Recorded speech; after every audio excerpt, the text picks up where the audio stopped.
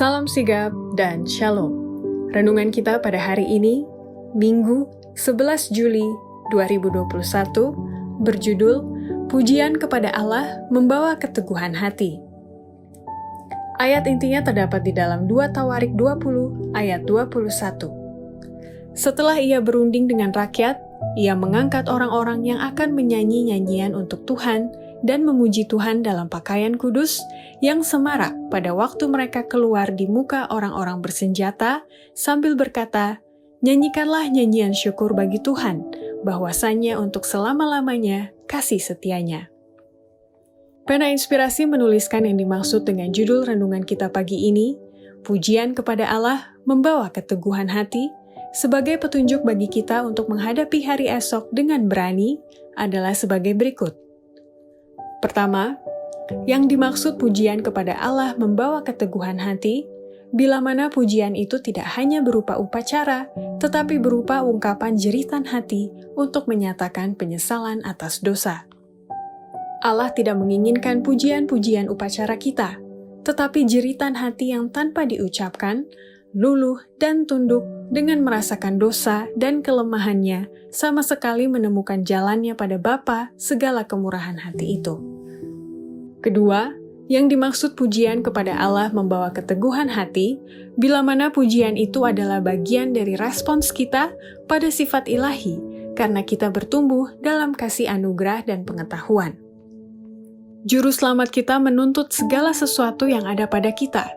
Ia meminta pikiran kita yang utama dan paling suci, cinta kita yang paling murni dan yang paling hebat. Kalau kita sesungguhnya mengambil bagian dari sifat ilahi, pujian baginya akan selamanya ada dalam hati kita dan bibir kita. Satu-satunya keamanan kita ialah menyerahkan segala sesuatu yang ada pada kita kepadanya, dan selamanya bertumbuh dalam anugerah dan dalam pengetahuan akan kebenaran. Yang dimaksud pujian kepada Allah membawa keteguhan hati, bila mana pujian itu dilakukan di dalam rumahnya untuk memupuk sifat-sifat kasih yang sempurna. Allah mengajarkan bahwa kita harus berhimpun di dalam rumahnya untuk memupuk sifat-sifat kasih yang sempurna. Hal ini akan melayakkan para penghuni bumi ini untuk tempat kediaman yang telah disediakan oleh Kristus bagi semua orang yang mengasihi Dia. Di sanalah mereka akan berhimpun dalam bait suci dari sabat ke sabat, dari satu bulan baru ke bulan yang lain, untuk bersatu dalam nada nyanyian yang nyaring, dalam puji-pujian dan pengucapan syukur kepadanya yang duduk di atas tahta dan kepada Anak Domba selama-lamanya.